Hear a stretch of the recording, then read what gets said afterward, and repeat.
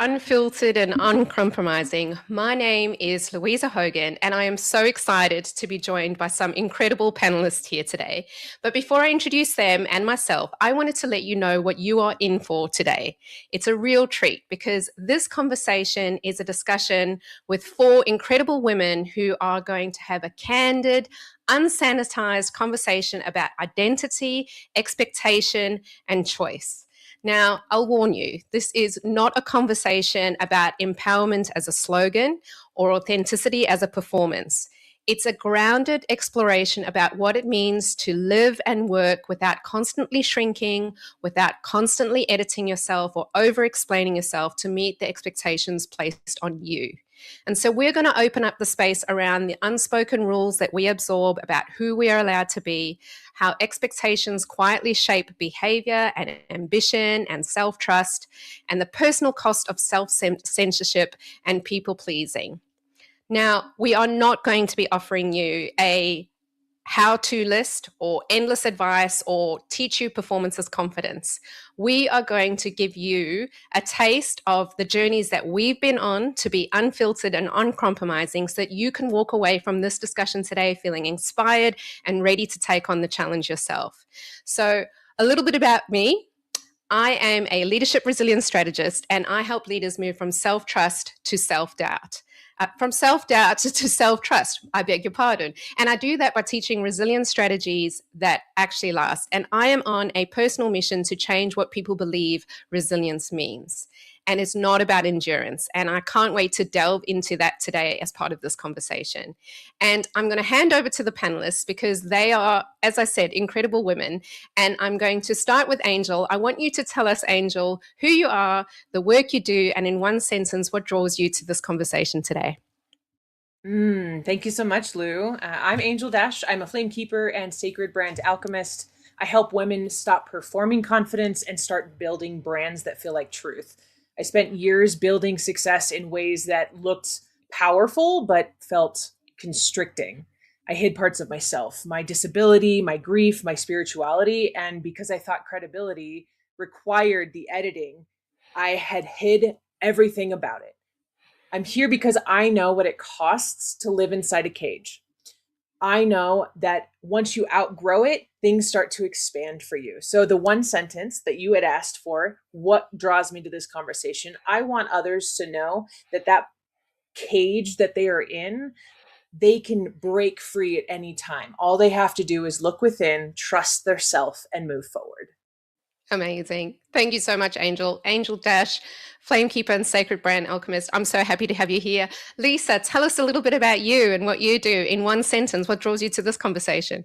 In one sentence. Is that possible? That's not much for me, right? I am a wealth and embodiment mentor. I love to play in the higher dimensional fields, and I really help women to be able to hold what they want. I think that's pretty much of it in a nutshell. I deal a lot with identity, with self-beliefs, with really allowing themselves to expand so they don't contract when things start really moving towards them. Basically, I help people get out of their own way, which is what I had to do. I think the one thing for me is that brought me to this conversation is the cage wasn't bad. The cage protected me until I was strong enough not to need it. And I think that is the secret sauce, the medicine, whatever you want to call it. When you don't need it, then you can start expanding and growing once you realize it, which took me 45 years, but I'm here. And now it doesn't have to take us 45 years to go through that journey because you're here to share your wisdom. Amazing. Thank you. And Angelina, I love you, girl. So tell us a little bit about you. What do you do? What brings you to this conversation? Thank you so much. So for me, I consider myself the global human value disruptor and performance activator. Bit of a mouthful, but what I have done is spent my whole career in high risk, high pressure, male dominated environments, really stepping into that concept of being put in a cage and, actually adapting as we do as human beings to survive in a way where my adaptations really pulled me away from my own alignment. And so through my journey, I found actually the models that actually disrupt performance from the inside out, so that organizations and the people within it can actually thrive and be in environments where they enjoy what they do. Working in high risk environments is very challenging. I won't deny that, right? We tend to be in environments that are quite isolated. Doing shift work or things that really put you in environments that are very taxing can be very demanding. And so as human beings, we give a lot of ourselves to our career, to our environments. And so this conversation excites me because for many years in my career, I believed I had a false belief that the cage is also what keeps you safe. But truly, there is a component of that, but it also has a lot of limitations to it. And so one thing that I find and what I'm disrupting is a belief system that if we do not expand this concept of this cage, we are in a rinse repeat cycle. And sometimes this rinse repeat cycle can keep us stuck instead of actually evolving as we should be as human beings and as organizations and performance leaders in ways that is more aligned with our true self. So I'm so excited to be having these conversations with you, amazing women, and really giving people an opportunity to see things differently. Because if we can expand that perception and that belief, wow, we are all unstoppable. 100%. Oh, I love that. And you know what I love about all of us is that we each are so different. We all work in completely different spaces, but we so relate to one another in so many ways. And I think in one of the ways that we relate is that we all took on a little bit of an unspoken rule that we absorbed early without anyone ever saying, this is the rule. We just absorbed it. And I think this is what drew us all to this conversation, is that there's this commonality between all of us. And I wanted to explore that. So that's the first question, to all of you. What was the unspoken rule that you absorbed early that kept you in the cage? Some of you have touched on it a little bit, but I want to delve into that deeper. So who wants to go first? I'll pop in. Oh yeah, go Angel. Nice. I'll pop. Yeah. The unspoken rule that I adopted early on was don't disrupt the room. And it was better to be seen, not heard. It was better to sit there quietly. It was better to be this perfect version or have this perfect outlook to everyone else when I was younger. And I think that as I grew from that, that's where the unspoken rule became wait, do I need to keep this? Is this something I need to keep in my life for me?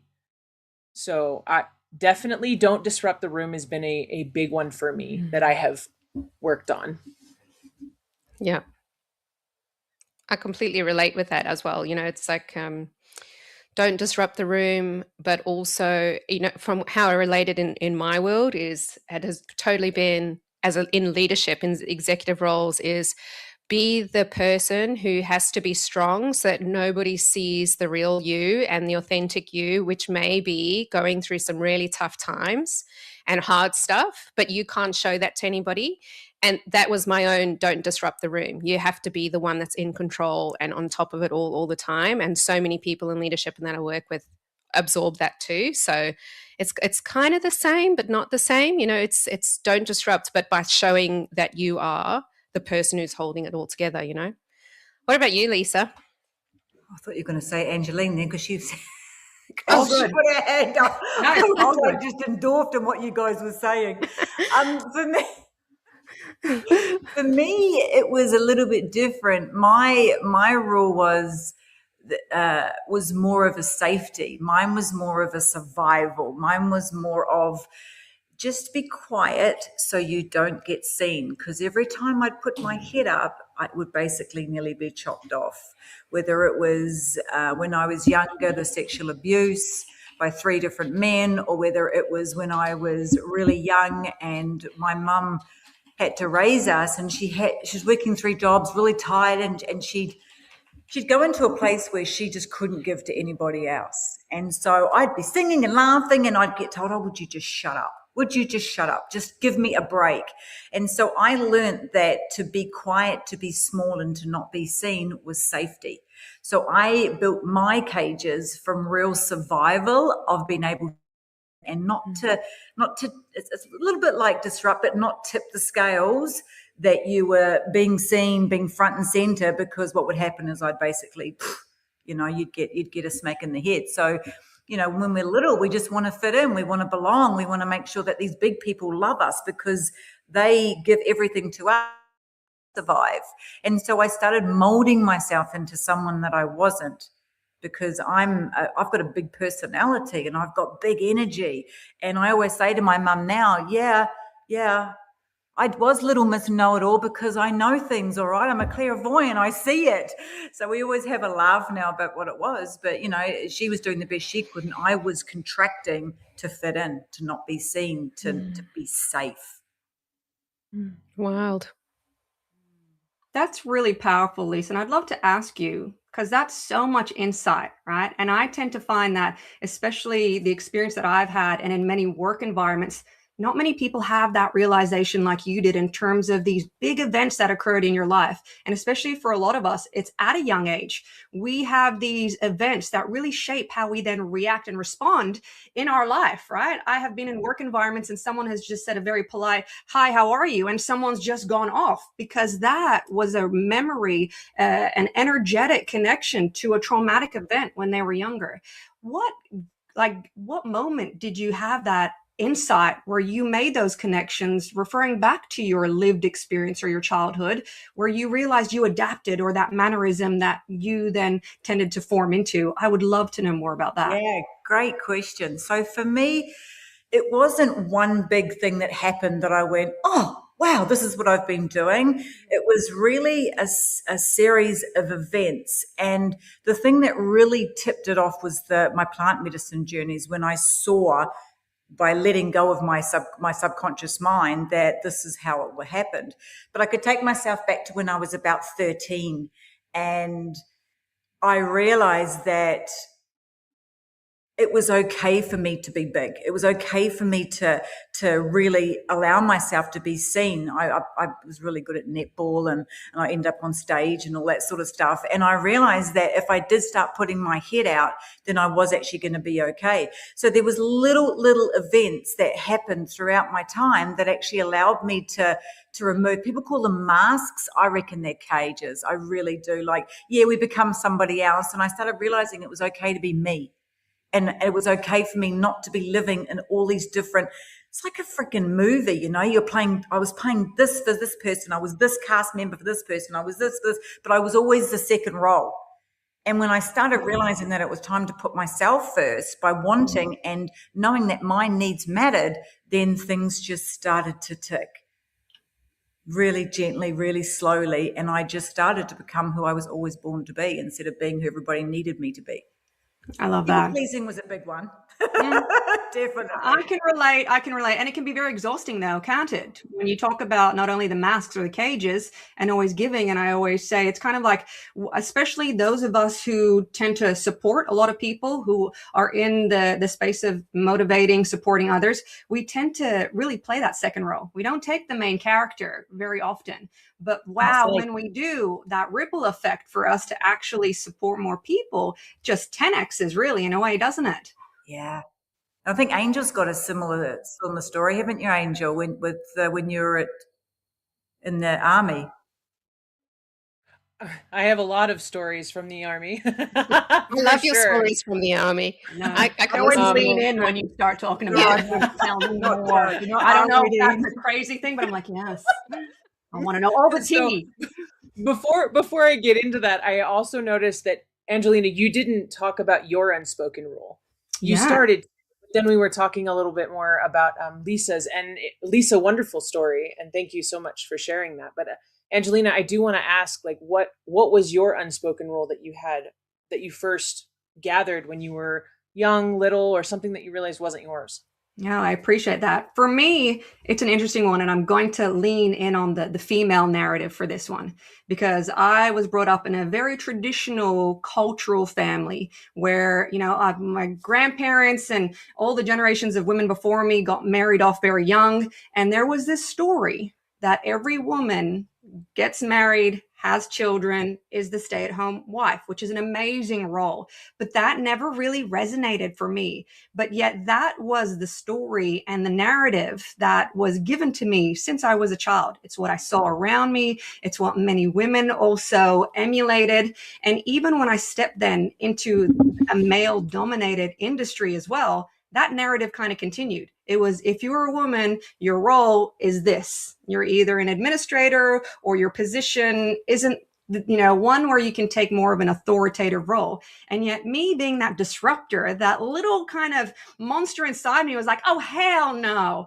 I believe that we are all put here, and it's not about man versus women. We complement each other. And I believe in the value of us having diversity of people with different experiences, different expertise, different views, different beliefs, because that's where true, growth occurs. And so I found myself really sometimes in a battle between two worlds. What everyone's told you should do, but didn't really feel right for me. And it comes back to my point of alignment, right? Where our survival patterns are to adapt, to survive, to do what we believe is the right narrative or the path that we're all meant to follow. But I truly believe within myself that wasn't, and it hasn't been my path. So it was a bit of a journey internally, to be honest, and socially, to be like, yeah, that's not for me. I think I might tap on that door and say to all those men, hey, I need a seat at that table. How do I disrupt more in this type of environment? So it was definitely having those conversations of very deeply rooted belief systems of what a woman's role is in society, in culture, in the narrative of where a woman and a man sit in organizations, and really reshaping that from a place of my truth. So yeah, it's been an interesting journey, but a fun one. I was like, hop I'm going in, to chime in. I was like, let me hop in, only to go back to, since we like to hear the Army stories, it piggybacks off of actually what Angelina was talking about being in more of a male dominated role, right? So when I was in the military, I joined when I was 17. I signed my contract while I was still in high school.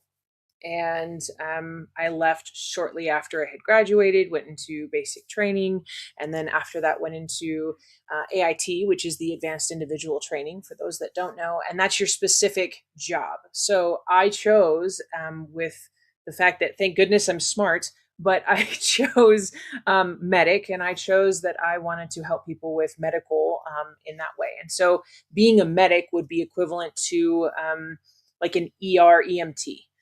And when I chose that, after AIT, I get to my first duty station. And as I'm signing in, they tell me, oh, you're going to deploy within 45 days. And I'm like, oh shit. I'm 19 years old. I have no idea about anything. This is the first time that I've technically been outside of my own city by myself. So I'm a woman, I'm a young woman, I'm technically still a kid, still trying to figure out who the heck I am, what the heck I'm doing in this world. And that's when I decide, you know what, we're just going for it. So I get to Afghanistan, that was a journey in itself. But as a female medic, part of 10th Mountain, part of a mostly male team, there was a lot of uneasiness trying to figure out, okay, well, we're going to mess with her. We're going to try to figure out, where the boundaries are. Right. And so I remember one of them coming up to me, and he comes up to me and he tells me, hey doc, I got this itch. And I was like, oh, okay. Where is said itch? And of course he points to his genital area, and I'm like, all right, well, drop trowel and let me take a look. Like, I didn't even skip a beat because my job was medical. My job is, I'm here to take care of you. I don't care what kind of anatomy you have. I'm going to take care of you. Right. So I'm just like, okay, we'll do it. And he just stopped. He froze. And he was just so scared because he was like, wait, what? And I'm like, yeah, no, you want me to look at it, right? Like, I'll look at it, and I'll give you a prescription of what you need to be doing. And he's like, no, it was just a mess. I was just messing with you. It didn't happen. And ever since then, like, I wasn't messed with after that, because they were like, oh. So being in that male dominated scenario, and being in a mostly male dominated area, that can be hard to navigate, especially as a young woman, not knowing what to do. And so the matter of standing on your own 2 feet and standing strong is something that I had to call in all my ancestors for, because I'm like, I don't know what I'm supposed to be doing. Yeah. So But isn't that so freeing? Like when you found that moment, and that was the moment that you broke free of that cage yourself, right? And then I'm sure after that, it became easier to continue to do, because like it's when you make that conscious decision to break out of that cage, to drop that mask, whatever it is that you want to call it, it's really freeing. And I'm sure each of you have a story of when you decided to make that choice, of when you decided to drop that. I mean, for me personally, like I had been through lots of, executive leadership roles where, and from a young age, like from a very young age, I decided I wanted to be a CEO. That was the goal. And looking back, I think what a ridiculous goal, because I am so not that person anymore. But that was my goal. I wanted to be a CEO by the time I'm 30. That was my goal. And I worked really hard for that. And then the whole time I had this image in my mind from mentors who had told me, from people who had told me, from childhood sport, what leadership was, And we went through this journey of, putting on my own cage and mask of what that looked like. And I remember I did make it to CEO role by the time I was 30. In fact, I was in my second CEO role by the which Amazing. Please don't applaud me, because looking back, I'm like, again, like that's a goal that I wouldn't choose again. Still an achievement. Hashtag burnout. Let's do it. Hashtag, no, I didn't burn out, but it was interesting because set a goal and you smashed it. Yeah, I smashed the goal. But, it's funny because it took me that second time to go through an experience that was really, really challenging, where I realized I don't have to be that person. And then it was a real choice at that time to not be that person anymore. And I found such incredible peace and calm and clarity in that moment. And it's like when you break out of that cage, right? It's like, oh, so that's what it's like, right? So I can imagine, like, listening to your story, like that was your moment, Angel. I had my moment of, oh, okay, and this is what leadership actually is. This is what that feels like. This feels fantastic. I should have done that sooner. So yeah, I'm sure all of you can relate to that. Like, did you have those moments too, where you just had that moment where you decided to break free and that felt so freeing? Or was it staged? Was it progressive for you? I think for me, and it's an interesting one, because you all just said it perfectly, right? You don't necessarily get a handbook for aligned leadership, really, right? We're so different as human beings, our lived experiences, our personalities. And what I find is a lot of people give you a bit of generic guidance as well, right? And what I found is, as I took more senior roles, the advice was like, yeah, be more masculine, be more assertive, be aggressive in the room, all of these things. And I tended to follow that narrative, right? Because in many cases, I was one to only another woman in a room actually having conversations. And so a thing that I found was interesting was to actually go on a journey where I had to peel back these layers that I actually formed around what I had become, to escalate, to go into more senior roles that didn't actually genuinely feel aligned to me. Yes, it got me to certain positions, but then I realized I was actually playing by someone else's rule book. And so exactly like you said, Lou, right? It's, you get to these moments and it's, does this feel aligned with who I am and how I want to lead? And it's interesting because many people will say to me, wow, Angelina, you are different. How do you, go into these environments, whether it's an underground mine site or you're working on a drill rig, and you have these honest, human connected conversations? Because as in business, many people tell you it's about just get the job done. It's about the processes. You remove that human connection. Whereas my fundamental belief and passion is around really ensuring that that human value is at the heart of everything. The conversations, the processes we build, the way that we create, empower people. So I think an interesting part of my journey, when I even then stepped out to start my own company, was pulling back the layers that I didn't even realize I had put on myself. How do you become a consultant? How do you sit as a manager? How do you speak? All of these things that were, very regimented in a way because it was to play by another rule book and not necessarily what resonated with me. Mm. What about you, Lisa? I mean, I know that, I tend to talk corporate, and I love your perspective because you give me a totally different perspective in this world. And I just love hearing what you have to say. And I feel like that's the journey that I'm on, is finding myself more spiritually. And that's why I love talking to you. But, what was that process for you? Yeah, so that process was really uncomfortable. It was a really uncomfortable space of allowing so many facets and so many fragments of who I actually was to come back into my body. Because when we start, and it's like when you go into a house and you look at all the doors, and when you're scared, you're like, oh no, I'm not gonna do that. No, and a new belief gets formed. So you close that door. No, that's scary. I don't want to do that. And then, oh, there's another one, and you close the door and you don't want to see it. So when I started going into what I call was my inner world, which is my house, my foundations, and I started peeking and taking absolutely radical responsibility for everything that wasn't in my life and everything that was. And that was really scary. Like, it was really scary. And I got really honest with myself, and I decided to take a step back and get super, super curious with my world.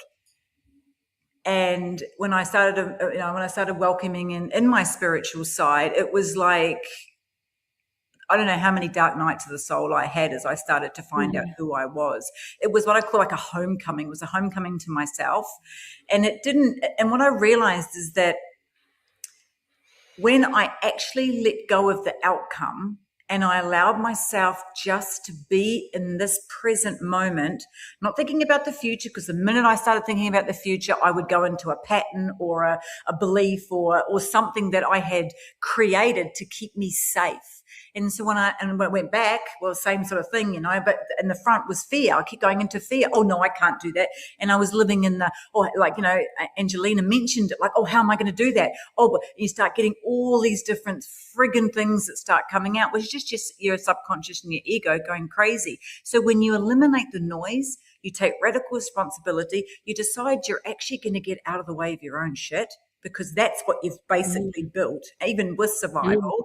And you allow yourself to be in that present moment of doing exactly and feeling what feels good, and allowing yourself to see the threads and the fragments of you, who you actually are in your inner world, that you have let go to people please, to make sure somebody else was safe, to fit in, to not to disrupt, to make sure that, that everything was okay.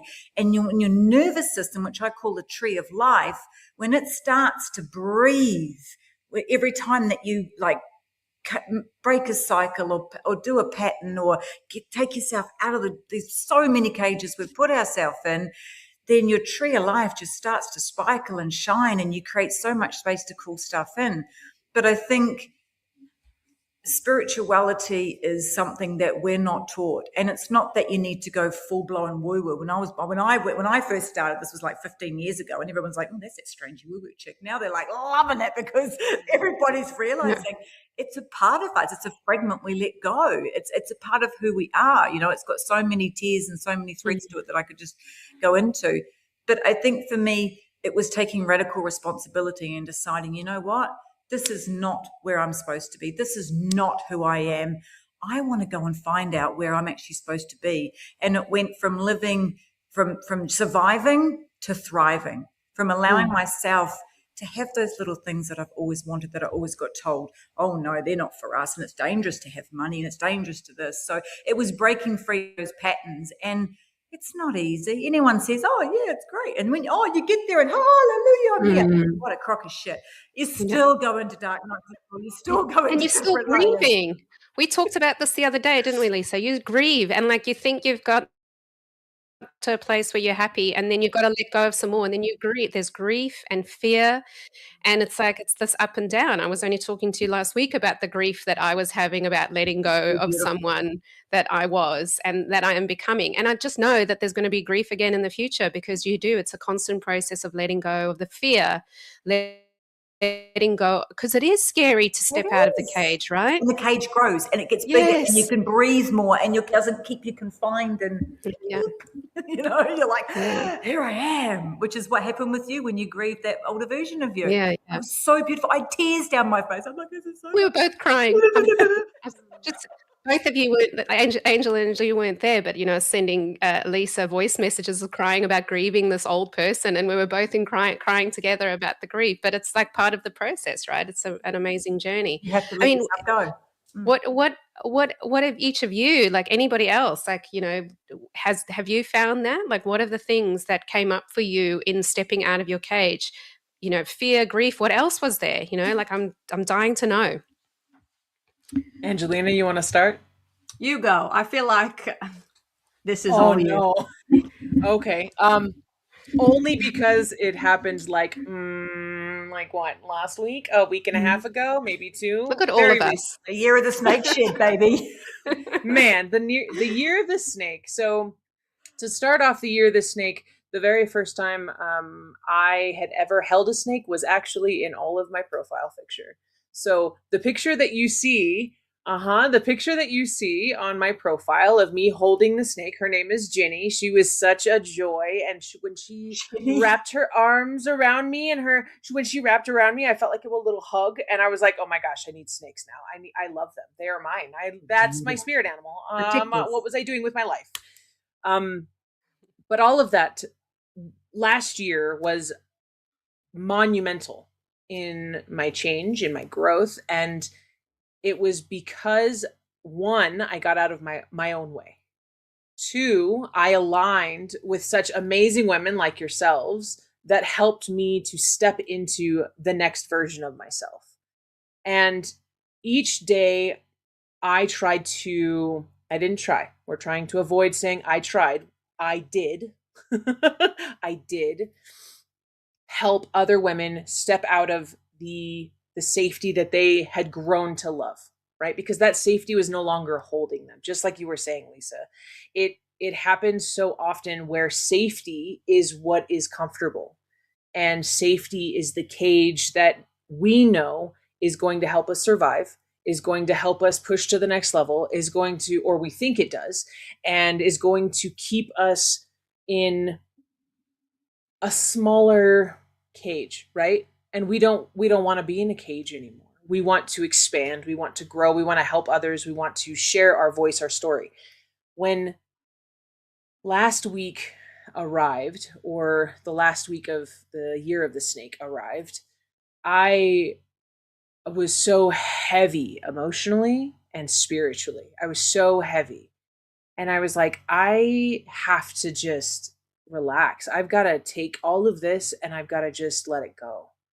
And I didn't discover my spirituality until my soul sister died in 2021. And she passed away in my house from an autoimmune disease. When that happened, it was like my whole world just shattered. And that was what started my spirituality journey. So fast forward to, a couple of weeks ago, I was like, okay, I can do this. I can keep pushing. But again, I talked to Lisa as well. I talked to all of you, and I was like, I feel Lisa and Lou, and because on my screen, Lou's over here, Lisa's over here. So I talked to the L's. That's what I talked to the L's. Okay. And then I talked to Angelina, and then I was like, I don't know what I'm doing with all of this. Like, I just need all of this to just like shed off of me. And I just remember all of you, we were all talking about how we just needed to sit in the moment, and we needed to breathe and sit with it and grieve that version of ourselves that we can't take forward. And I did that. And I remember meditating, and I remember loving on myself through it, but I was still crying. I was still heavy because that's still a version of us that we cherished, that we loved, that we walked through with. And that's important. And so grieving that is still an important factor in moving forward. Absolutely. Absolutely.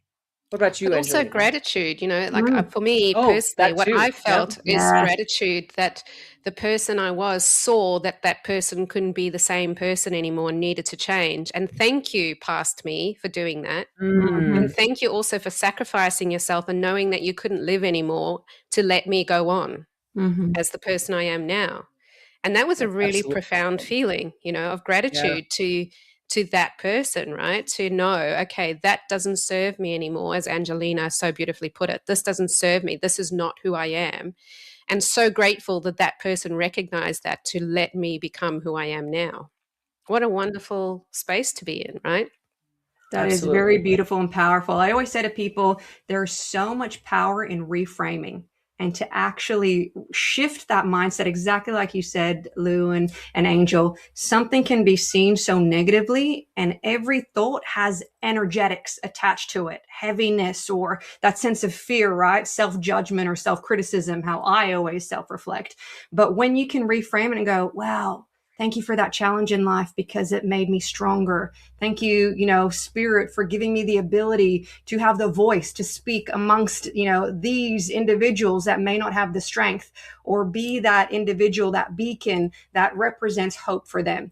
I think for me, I see my sometimes challenges in shedding, not necessarily as grieving, but first just allowing myself to, once again, coming back to that self awareness, recognizing early in my career as well that I wasn't wired the same in terms of my aspirations, if that makes sense. I tend to love to build, to create, to support, people become empowered and then move on to something new and do that for other people. I remember when I worked in an operating company and I was managing and supporting my team, I was always dumbfounded because they'd be like, Angelina, you're going to make yourself redundant, because I wanted to teach them, to guide them. And I was like, I want you to take this seat because my intention isn't to sit here that long. My belief and my passion is to truly help create this ripple effect, and my legacy is to have this change that lasts well beyond me in any organization or in any interaction. And so my challenge in terms of grieving, in a sense, was sitting sometimes and comparing myself to others too often. Why do I not feel content to be in this position or remain as I am, who I am?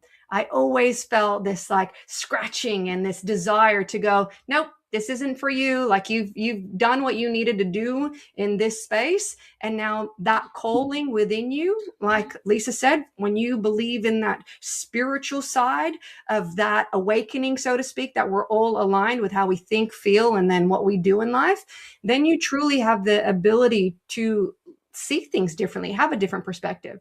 And so once I came to more of that understanding of how I like to operate, to influence, and to change, is to really understand that we don't have to compare ourselves to others, whether it be their success, whether it be the way that they tend to have wanted to thrive to achieve success. Success looks different for all of us.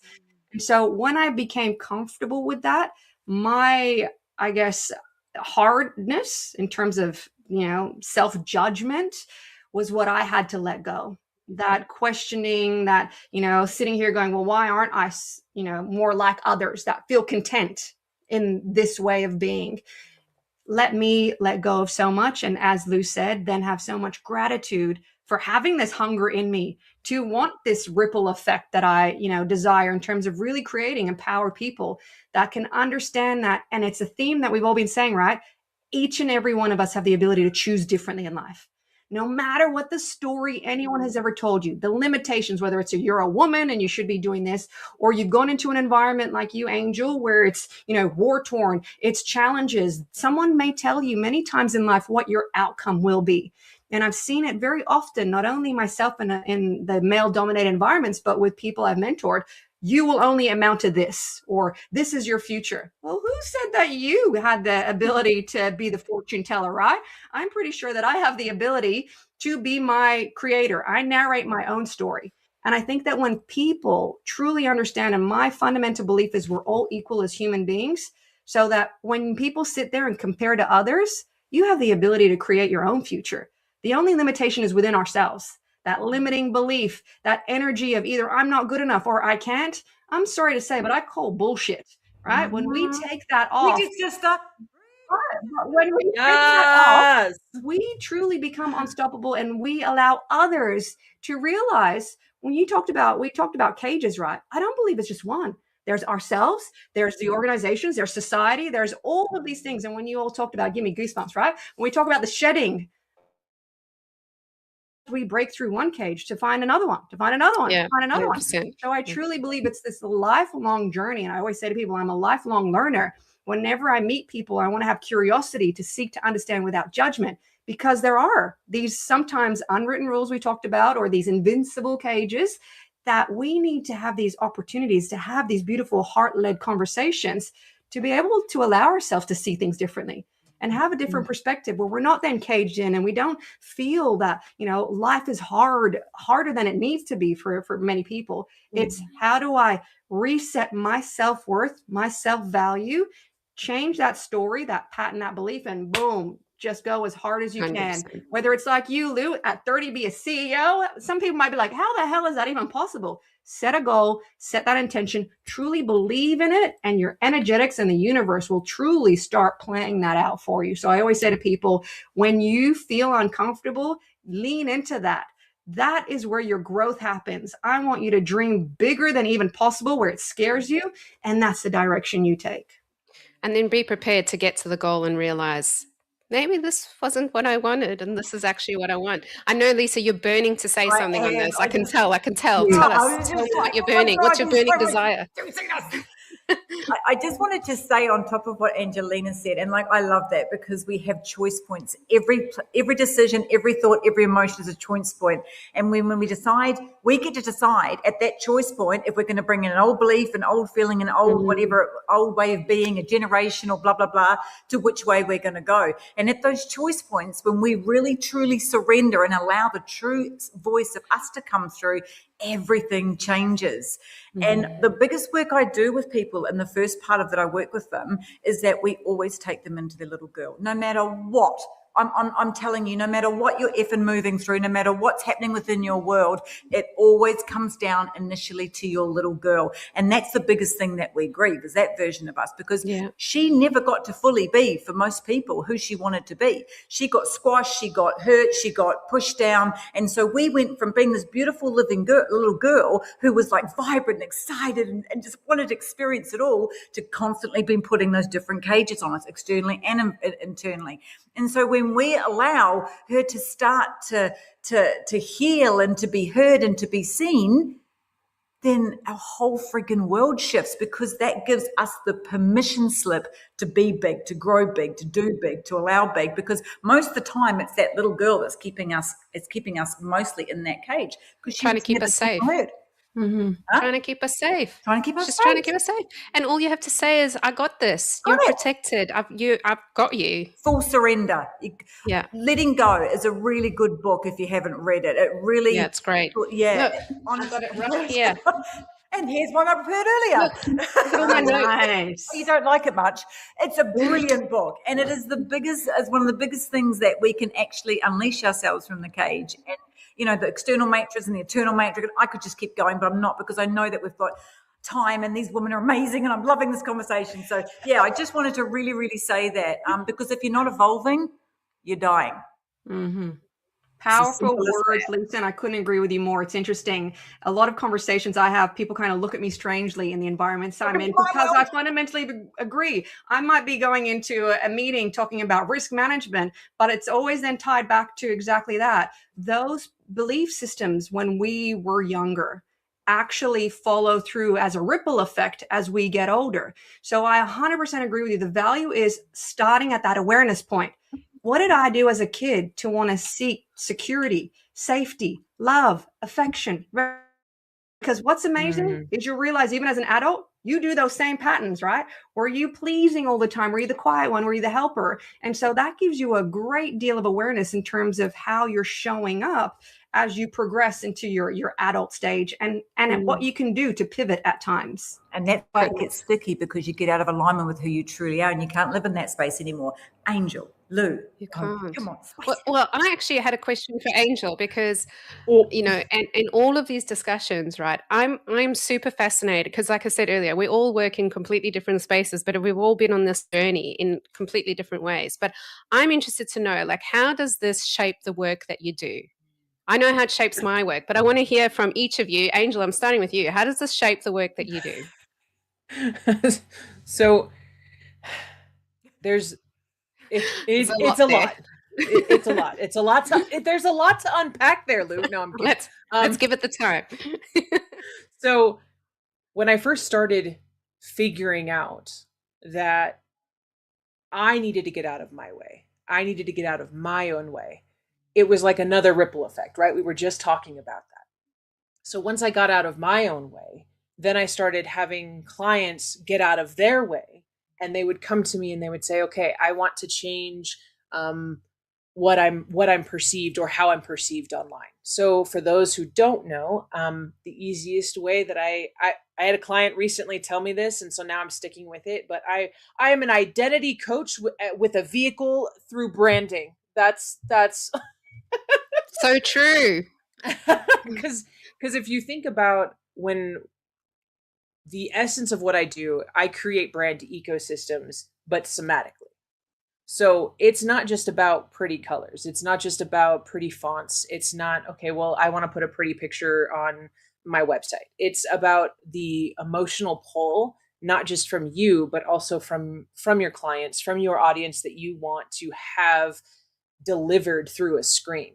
And so it's the emotional pull that a lot of people don't realize when they are sitting in front of their own website, they're sitting in front of their own brand ecosystem, they're going, this doesn't align with me anymore. This isn't me. This feels, there's something about it, right?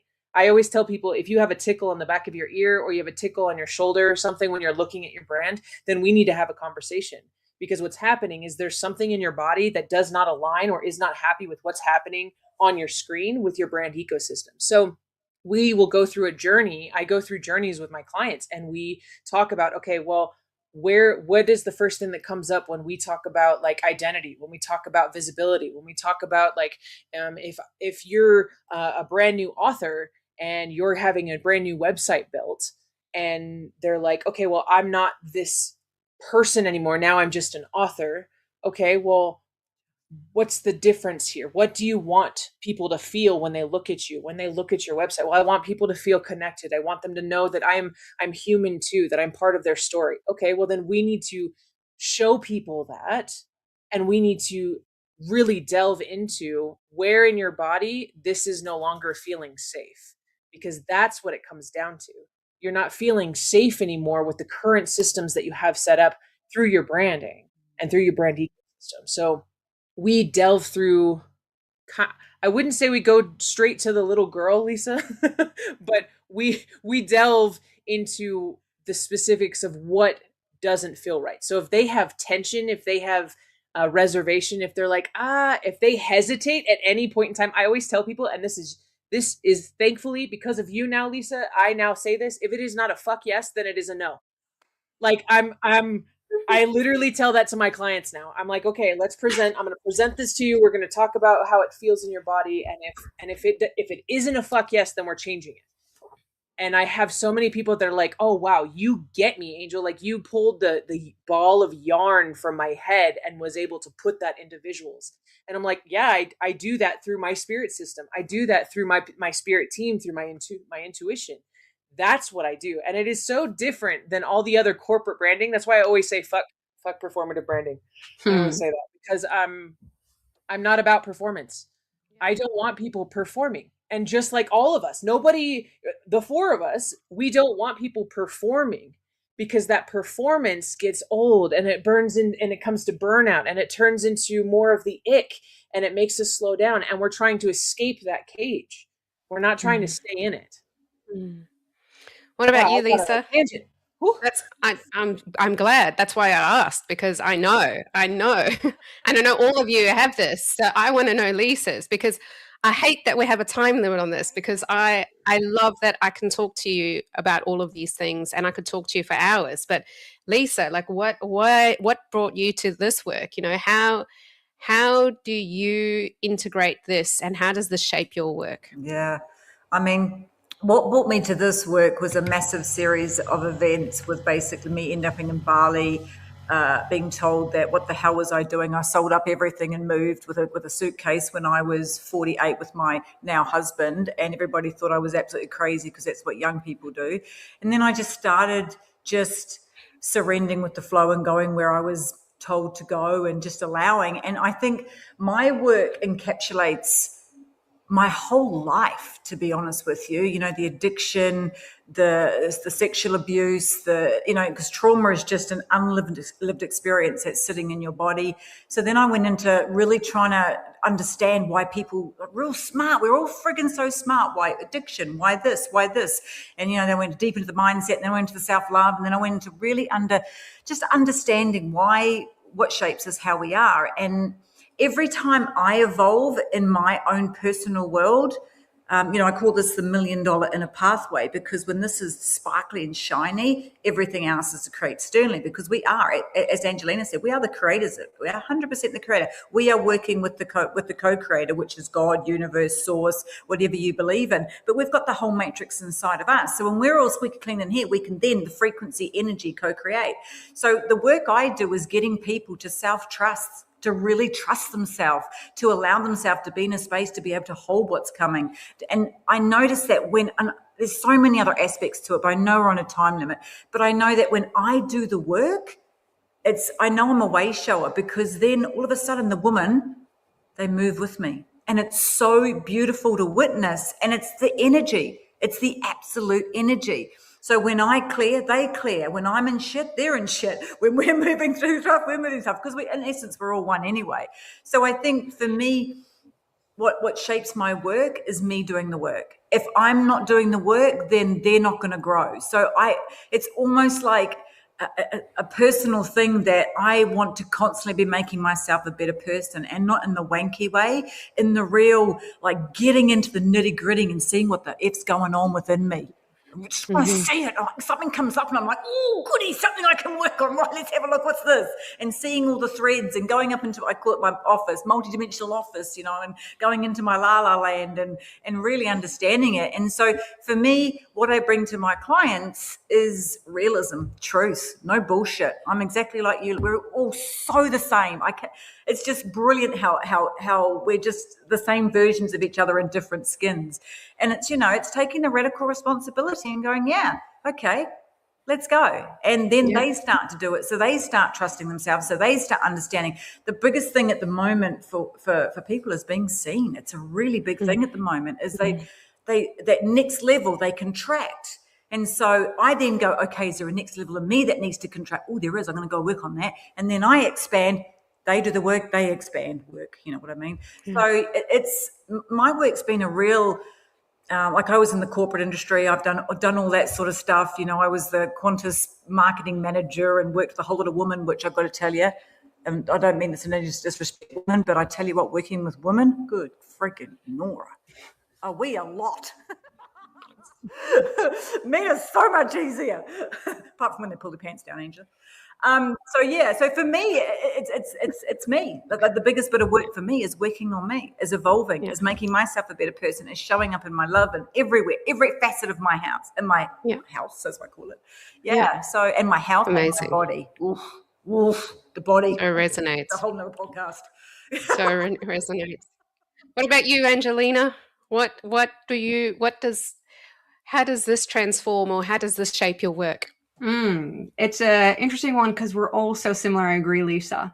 For me, I have just been on a quest, and it has been a reflection of my life journey. So having actually been exposed to those environments, whether it be in a corporate office, building systems, or working on a drill rig or on a construction site, actually putting myself in the positions of those individuals in these environments that are doing it tough, to understand from the human perspective, why are we being challenged? Why are there so many fatalities, so many suicides, so much hardship when it comes to, these environments where we genuinely, I do anyway, love what I do. And yes, there are complexities and there's hardship, but why is it that it's become so hard? So I went on this, pursuit to really discover it, from embodying it, exactly like Lisa was saying, right? Living it, questioning it. I'm a firm believer of being curious to uncover, this doesn't seem or feel right, or walking into environments. And I love to say, just like Lisa said, right? People would say I'm a bit of a truth teller